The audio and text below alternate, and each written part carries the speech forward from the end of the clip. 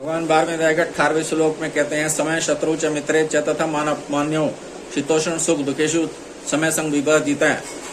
समय शत्रु च मित्रे च, जो शत्रु और मित्र में तथा मान अपमान में सम है और शीत उष्ण शरीर की अनुकूलता और प्रतिकूलता तथा सुख दुख मन बुद्धि की अनुकूलता और प्रतिकूलता में सम है एवं आसक्ति रहित है, और जो निंदा स्तुति को समान समझने वाला मननशील, जिस किसी प्रकार से भी शरीर का निर्वाह होने न होने में संतुष्ट रहने के स्थान तथा शरीर में ममता आसक्ति से रहित और स्थिर बुद्धि वाला है, वह भक्तिमान मनुष्य मुझे प्रिय है। समय शत्रु च मित्रे, यहाँ भगवान ने भक्ति में व्यक्तियों के प्रति होने वाली समता का वर्णन किया है। सर्वत्र भगवत बुद्धि होने से तथा राग द्वेष से रहित होने के कारण सिद्ध भक्त का किसी के प्रति भी शुद्ध शत्रु मित्र का भाव नहीं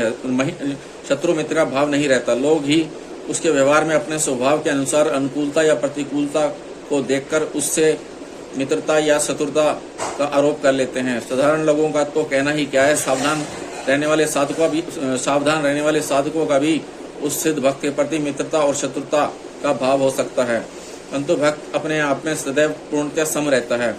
उसके हृदय में कभी किसी के प्रति शत्रु मित्र का भाव उत्पन्न नहीं होता। मान लिया जाए कि भक्त के प्रति शत्रुता और मित्रता का भाव रखने वाले दो व्यक्तियों में धन के बंटवारे से संबंधित कोई विवाद हो जाए और उसका निर्णय कराने के लिए वे भक्त के पास जाएं, तो भक्त धन का बंटवारा करते समय शत्रु भाव वाले व्यक्ति को कुछ अधिक और मित्र भाव वाले व्यक्ति को कुछ धन कम देगा। यद्यपि भक्त के इस निर्णय में व्यवहार में विषमता दिखती है, तथापि शत्रु भाव वाले व्यक्ति को इस निर्णय में क्षमता दिखाई देगी कि इसने पक्षपात रहित बंटवारा किया है।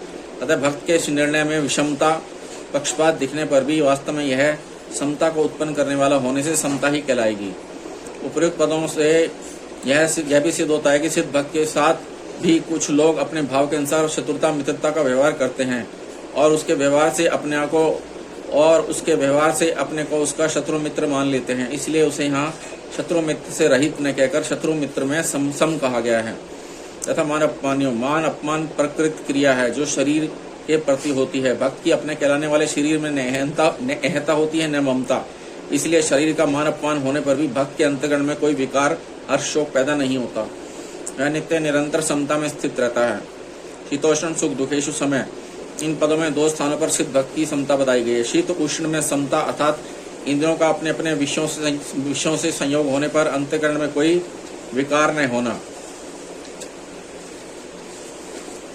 दूसरा सुख दुख में समता अर्थात धनादि पदार्थों की प्राप्ति या अप्राप्ति होने पर अंतःकरण में कोई विकार न होना।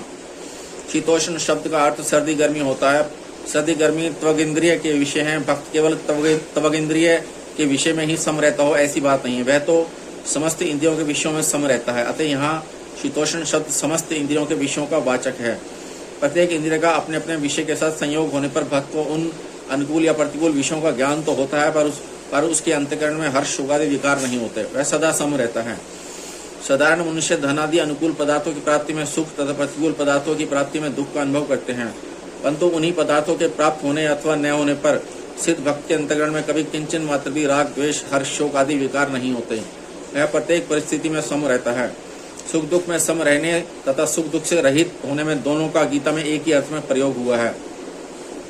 सुख दुख की परिस्थिति अवश्यम भावी है, अतः उससे रहित होना संभव नहीं है। इसलिए भक्त अनुकूल तथा प्रतिकूल परिस्थितियों में सम रहता है। हाँ, अनुकूल तथा प्रतिकूल परिस्थितियों को लेकर अंतःकरण में जो हर्ष शोक होते हैं उनसे रहित हुआ जा सकता है। इस दृष्टि से गीता में जहाँ सुख दुख में सम होने की बात आई है, वहाँ सुख दुख की परिस्थिति में सम समझना चाहिए, और जहाँ सुख दुख से रहित होने की बात आई है वहाँ अनुकूल तथा प्रतिकूल परिस्थिति की प्राप्ति से होने वाले हर्ष शोक से रहित समझना चाहिए। संग विवर्जित है। संग शब्द का अर्थ संबंध, संयोग तथा आसक्ति दोनों ही होते हैं। मनुष्य के लिए यह संभव नहीं है कि वह स्वरूप से सब पदार्थों का संग अर्थात संबंध छोड़ सके, क्योंकि जब तक मनुष्य जीवित रहता है तब तक शरीर मन बुद्धि इंद्रियां उसके साथ ही रहती हैं। हाँ, शरीर से भिन्न कुछ पदार्थों का त्याग स्वरूप से किया जा सकता है। जैसे किसी व्यक्ति ने स्वरूप से प्राणी पदार्थों का संग छोड़ दिया, पर उसके अंतःकरण में अगर उनके प्रति किंचन मात्र भी आसक्ति बनी हुई है तो उन प्राणी पदार्थों से दूर होते हुए भी वास्तव में उसका उनसे संबंध बना हुआ ही है। दूसरी ओर अगर अंतःकरण में प्राणी पदार्थ की किंचन मात्र भी आसक्ति नहीं है तो पास रहते हुए भी वास्तव में उनसे संबंध नहीं है।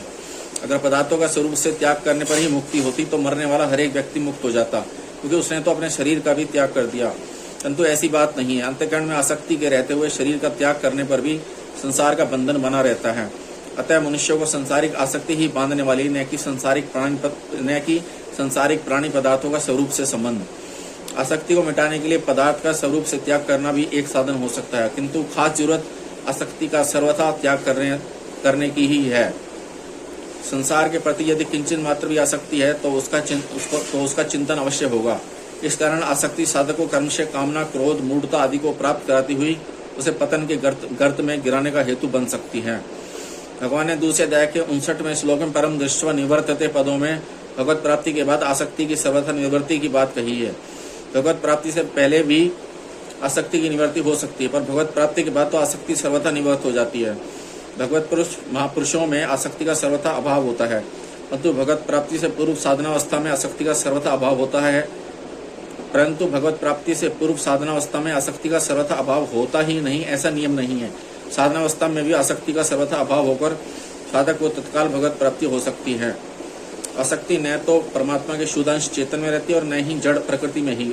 वह जड़ और चेतन के संबंध में नैपन की मान्यता में रहती है। यही आसक्ति बुद्धि, मन, इंद्रियों और विषयों पदार्थों में प्रतीत होती है। अगर साधक के मैपन की मान्यता में रहने वाली आसक्ति मिट जाए तो दूसरी जगह प्रतीत होने वाली आसक्ति स्वतः मिट जाएगी। आसक्ति का कारण अविवेक है। अपने विवेक को पूर्णतः महत्व न देने से साधक में आसक्ति रहती है, भक्त में अविवेक नहीं रहता, इसलिए वह आसक्ति से सर्वथा रहित होता है। अपने अंशी भगवान से विमुख होकर भूल से संसार को अपना मान लेने से संसार में राग हो जाता है और राग होने से संसार में आसक्ति हो जाती है। संसार से माना हुआ अपनापन सर्वथा मिट जाने से बुद्धि सम हो जाती है और बुद्धि के सम होने पर स्वयं आसक्ति रहित हो जाता है।